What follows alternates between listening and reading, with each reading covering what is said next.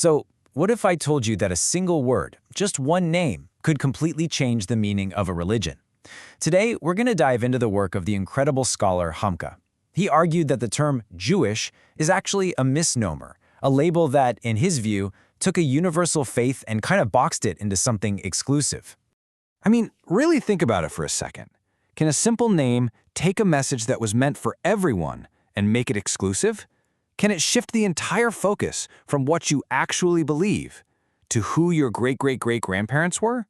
Well, that's the big question we're exploring today. For Hamka, a name is way more than just a label. He argued that calling the ancient faith of the prophets Judaism was this huge, pivotal change, one that steered it away from a universal message for all humanity. So let's see how he traces this all the way back to its roots. Okay, so how did this actually happen? Hamka's analysis doesn't start with a divine teaching, but with something a lot more grounded, a simple family tree. The lineage is actually pretty straightforward. It all starts with the prophet Ya'kub, who you might know as Jacob or by his title, Israel. Now, he had 12 sons, and those sons, well, they founded the famous 12 tribes of Israel. But here's the key part. One of those sons, named Yahuda, had a tribe that grew to be the biggest and most powerful. And according to Hama, the name of that one tribe, Yahudi, eventually just became the catch-all term for everybody. And this, right here, is the absolute turning point that Hamka identifies. The religion's entire identity got tied not to a core belief, like the belief in one God, but to an ancestor. It went from being about what you believe to who you're descended from. And for Hamka, this wasn't just, a minor name change. He argued that it had massive theological consequences that completely transformed the very nature of the faith itself.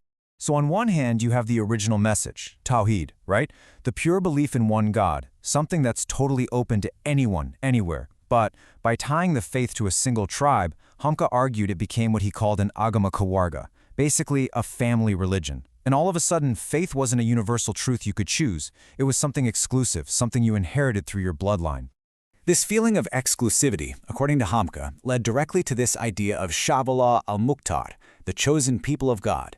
It's the belief that one specific group of people has a special, unique claim to God's favor, not because of their piety or good deeds, but simply because of their ancestry. So, the crucial takeaway here is this. Hamka believed this created what he called a disease of pride. It fostered this sense that truth was a monopoly, something owned by one particular group. Your connection to God was no longer based on your actions or your faith, but simply on your bloodline. But Hamka doesn't just stop at theology. Oh no. To really drive his point home, he presents this simple but incredibly powerful historical paradox, a logical puzzle that, in his eyes, is totally impossible to solve if you believe Judaism was the original faith. He just puts the question out there, plain and simple. Ibrahim, or Abraham, is his foundational prophet revered in so many traditions. So Hamka asks, was he a Jew? Let's just walk through the timeline. You have Abraham, the great-grandfather. His son was Ishaq. His grandson was Ya'kub. And then his great-grandson was Yahuda, the very man the religion is supposedly named after. The chronology here is crystal clear. And here is the core of the whole paradox. It's just a simple historical fact. Yahuda was born generations, we're talking centuries, after his great-grandfather Ibrahim had already passed away. This leads to Hamka's incredibly simple but devastating question. How can you possibly follow a religion that's named after your own great-grandson? A great-grandson who doesn't even exist yet. Chronologically, it just doesn't work. It's a paradox. So if Ibrahim's faith wasn't Judaism, then what was it? This is where Hamka points us back to what he sees as the original foundation, the core belief system that he says connects all of the prophets. Hamka says the essence of Ibrahim's faith is captured by this powerful term, Hanif. A Hanif is someone who is upright, pure, and who submits themselves completely to the one God. See, it's not a tribal identity or an ancestral label. It's a spiritual state of being. This original faith is called Hanifia es-Samha, which translates to the upright and tolerant religion. For Hamka, this was the true path taught by Abraham. Pure, unadulterated monotheism, open to everyone, and based on one simple act, submission to God. And this is the universal thread Hamka sees running through everything. He argues that the core teaching of Abraham and of Moses and of Jesus was exactly the same, this act of sincere submission. Now, in Arabic, the word for this very act of submission is Islam.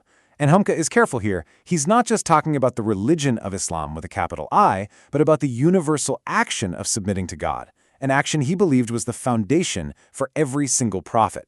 So, to wrap this all up, what's Hamka's final conclusion? He saw the term Judaism as a kind of freezing of religion.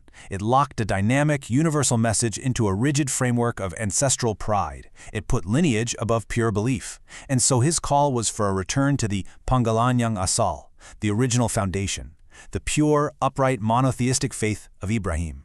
And, at the end of the day, Hamka's entire analysis leaves us with a really profound question, one that goes way beyond any single religion. It challenges all of us to think about how we define our own communities and to ask ourselves, what do we lose? What does humanity lose when a message that was meant for everyone becomes the exclusive property of just one group?